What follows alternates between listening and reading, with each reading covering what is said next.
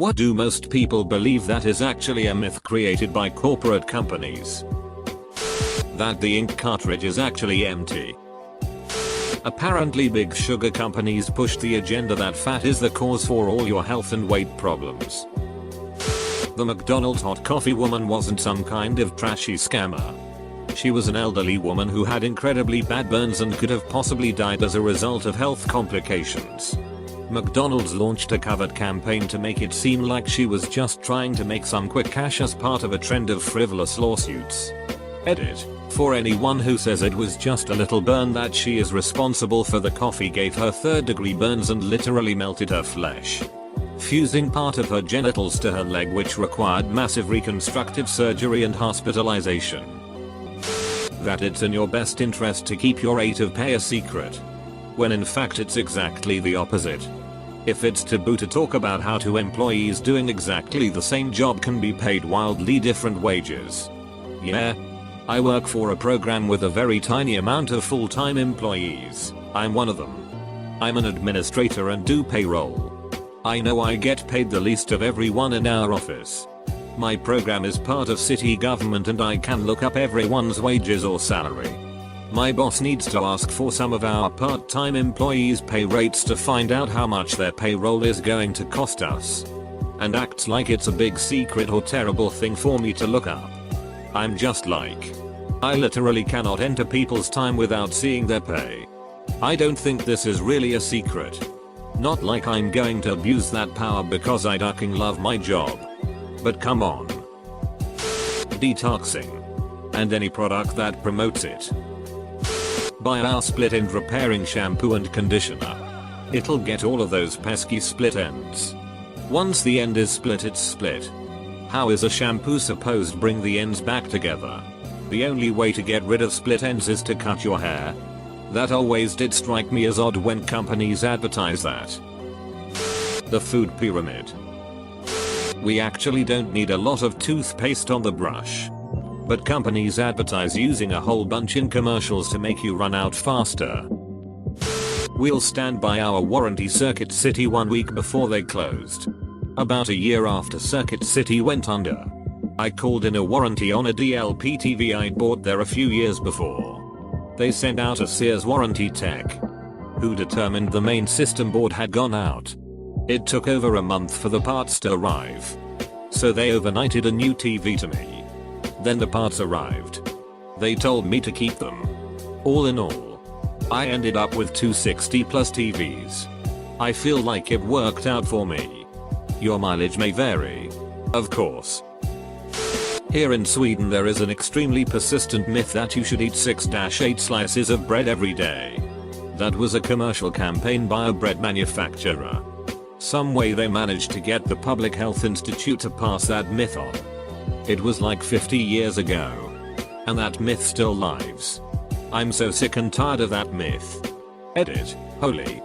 This has been my most upvoted comment ever. Thank you everyone.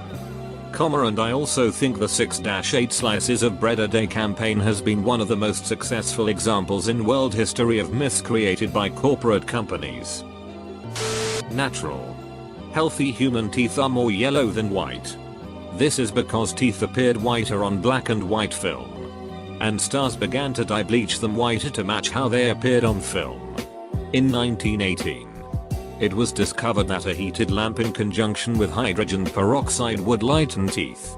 A dentist in the late 1960s discovered that after prescribing an overnight soak in carbamide peroxide, the teeth were significantly whiter. That you should devote 5 days a week to the company you work for and only 2 days a week for yourself. You should be spending the majority of your life with family and friends, doing what you enjoy, not slaving away for someone else. And that giving you a living wage will destroy the economy. Those millionaires and billionaires need that money for the country to survive. Everything we hold dear will crumble into nothing if they don't make 1000x more money an hour than you do. Christmas and Easter as we know it were mostly designed in the 1950s. To extrapolate more, Christmas was originally banned in the US because it used to be more like Mardi Gras. The whole solemn family-oriented Jesus Fest only started in the 19th century. that expiration dates on food products are this black and white rule as to whether something is good or bad. The FDA doesn't require expiration dates and are completely up to the discretion of the manufacturer. It's a tactic to get you to buy consume more. Edit, typo.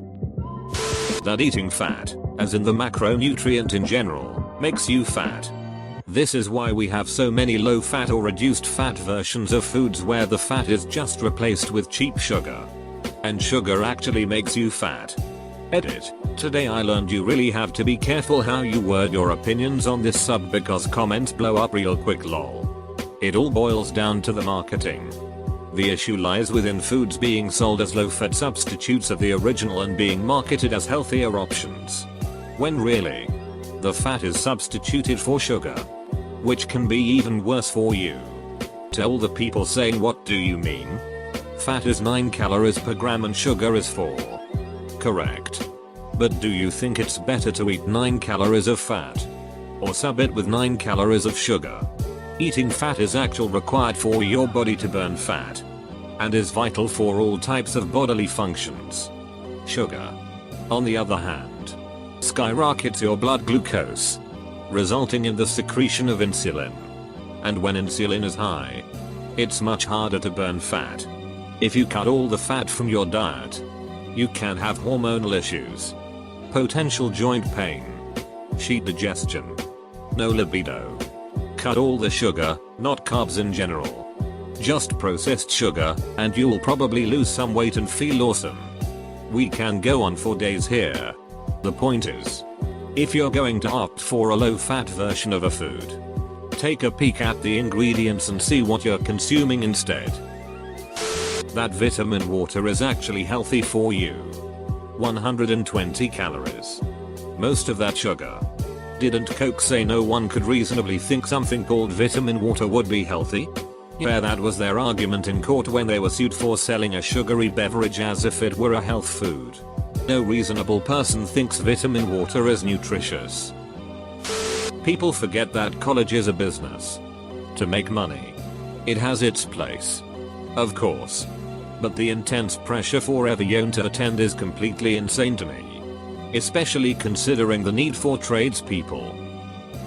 When someone dies, their family has no legal reason to pay their debts. It is a myth that the banking industry isn't about to correct. Can you cite this? I'm intrigued to hear more about this. When a person dies, their assets make up their estate, your savings account, your vehicle, your house, etc.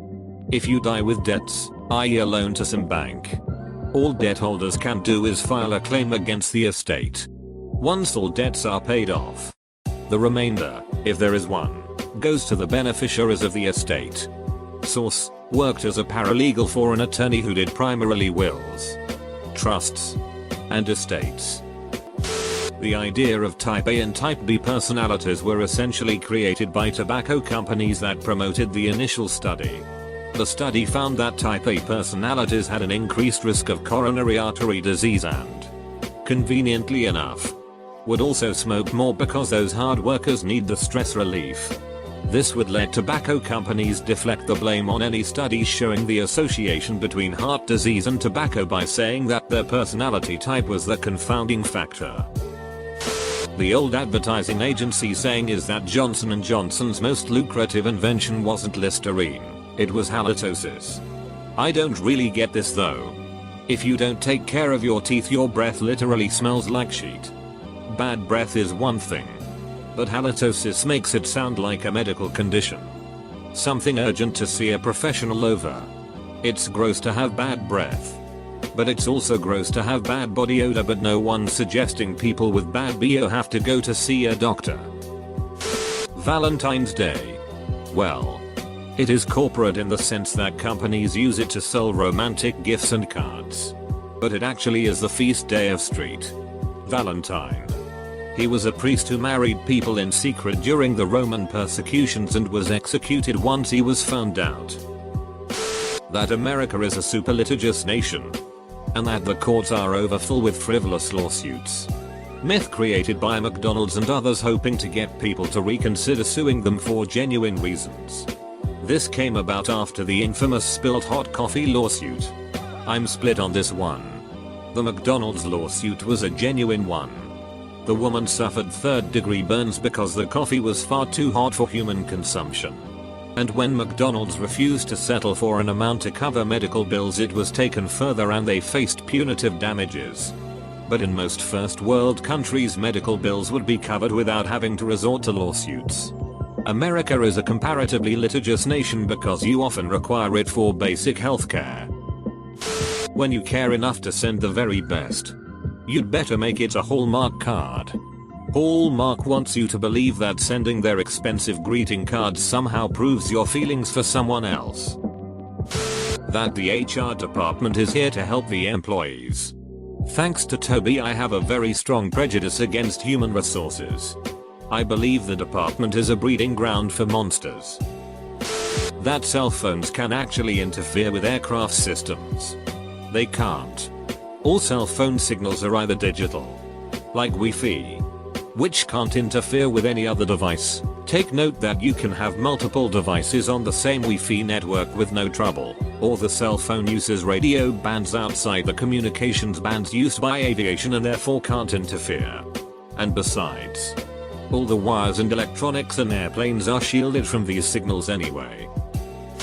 If you truly love them, then it is absolutely essential to spend an outrageous sum of money on a box to bury in the ground.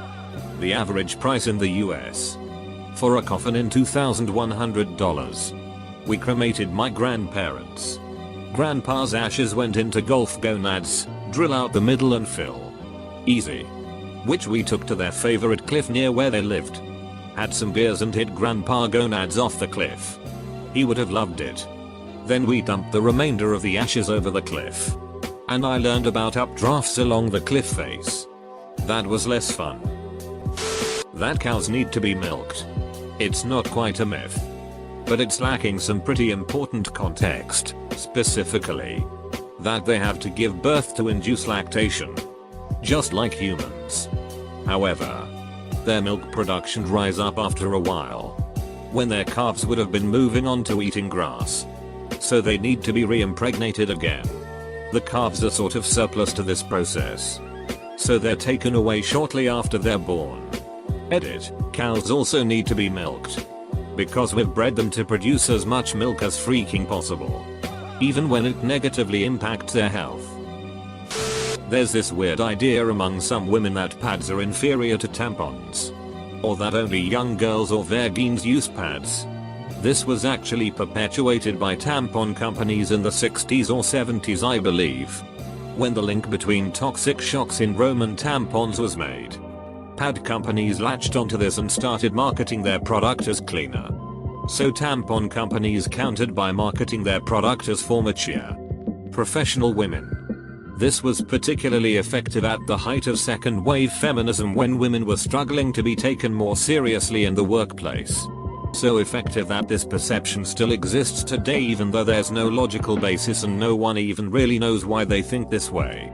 You can sort of still see it in commercials today, where pad commercials are usually just someone pouring blow liquid on a pad, while in tampon commercials there's usually a woman dancing around or playing a sport or something equally not fun to do while you're on your period. Edit. See people in comments getting weirdly angry about the usage of pads. Telling people your salary will make people think less of you. In reality, sharing your salary, especially with co-workers with the same similar positions, will allow you to negotiate for a higher wage or even form a union with ease. Pork isn't the other white meat, because it's a red meat. Big Pork was trying to get people to buy more of it, so they came up with the slogan so people would think it's as healthy as chicken. It's not. It just so happens to be white when cooked. A lot of the on sale yellow clearance tags at Lowe's that say something like was $44.99 now $24.99 is fake, because when I look it up in the system it still shows MSRP as $24.99 and under that is the ADVT or advertised price, and that is usually blank. Not on sale, just a ploy to get you to buy it. If it sounds too good to be true, ask someone to look it up under 5.1 in Genesis. Everyone has access to it. Also, it's easier if you can give us the item number from the tag. It's also often on the item itself. A 6-digit number. Diamonds are rare and valuable. Diamonds are valuable though. Their value has just been artificially inflated by market control. Gluten-free is better than with gluten for everyone. Physiologically, it only helps celiacs or those with mild sensitivity to gluten. According to the research so far, doesn't make a difference in anybody else. And yet the gluten-free market went up like crazy. That putting a lime in a Corona is a time-honored Mexican custom, when the combination was actually invented in the United States in the early 80s. This has already been stated. But milk is not good for bones, nor does it have amazing health benefits. I love milk, but it was all created by the big milk companies to push out more milk. They even did a study back in like the 50s or 60s where they had women lose weight with healthy diet that included milk and tried to say it was the milk that helped the weight loss. Pretty sure it was the low-calorie, veggie-based meals they had with that milk. Along that line of thought, most diet foods or processed foods designed to be healthy usually aren't healthier at all. They just wanted to target both health conscious and non-health conscious people at once. If it comes in a box, it probably still kinda bad for you. The best option is always gonna be whole foods with the least processing. But that doesn't make people money. Which leads to another big corporate lie, the fad diets that sell things like detox teas and diet pills. A lot of people may claim that diets never work and you can't lose weight by just eating less and exercising, but that's just cause that kind of weight loss doesn't lead to profits for them. So they try to make you think you can't do it yourself. You have to pay money for pills and plans and drinks that will do the work for you. Eating carrots does not improve one's vision. The British government put this out as an explanation as to why their supposedly carrot eating RAF pilots were able to shoot down enemy Luftwaffe fighters before being detected by the enemy. The truth has nothing to do with carrots. The British had invented a primitive form of radar and didn't want the Nazis knowing about it. Change your oil every 3,000 miles or 3 months. Was created by car repair shops to gain more business. Motor oil companies say you can go 5,000, 7,500 miles or 6 months. Owner's manuals even say it. As a mechanic, here is my 2 cents. Change that oil and filter twice a year. First week of spring and first week of fall. Do a motor flush once every 2 years. Splurge on tires when it's time to replace and try to get ethanol-free gas if you can. If you can't, use a fuel additive once a month. Don't forget about your spark plugs. They are the most underrated component on your engine. That lemmings jump off cliffs. Disney created this myth in the 1958 movie White Wilderness when they used a large mechanical device to force a large group of lemmings to jump off a cliff. That their spec-fic investment managers can beat the market consistently. Latest research shows only 3% could consistently outperform in excess of fees. Newsflash, all the firms don't have top 3% people. That prom is supposed to be the best night of your entire life. In my opinion, prom isn't that big of a deal. But you see in movies and books and in advertisements by corporations that it's supposed to be a magical night. So you spend thousands of dollars on great dresses and hair and makeup and suits and flowers and promposals and post-prom parties and all that stuff, so people think that's just expected. That if you work hard, keep your head down and do the right thing, corporations will reward you as being a valued member of the company. About 15 years after you've joined the grad program, you realize that is the ultimate way to get exploited by a company and not how any bosses got their positions. Smart people should work for themselves or creative industries. Breakfast is the most impregnated neck is the day. Kellogg's paid a research team so they find this out. No matter what the truth actually is. And of course it's BS. That our calls are actually important to them. If they were that important, they'd have enough agents on for calls to be immediately answered. That drinking milk from a cow is important for your health. Many other foods have plenty of calcium and are more nutritious. That anti-aging creams actually work. The only things that have been proven to combat wrinkles are Botox, the collagen stamping nail gun thing, and retin A cream. The issue lots of people have with retin A cream is that it can really irritate your skin and make you all peely. Worth looking into anyway, as it's amazing for some people. It's about $50 a tube in Australia. Expensive but cheaper than most skincare. Ask a dermatologist for real, proven, evidence-based treatments. The rest is bullshit.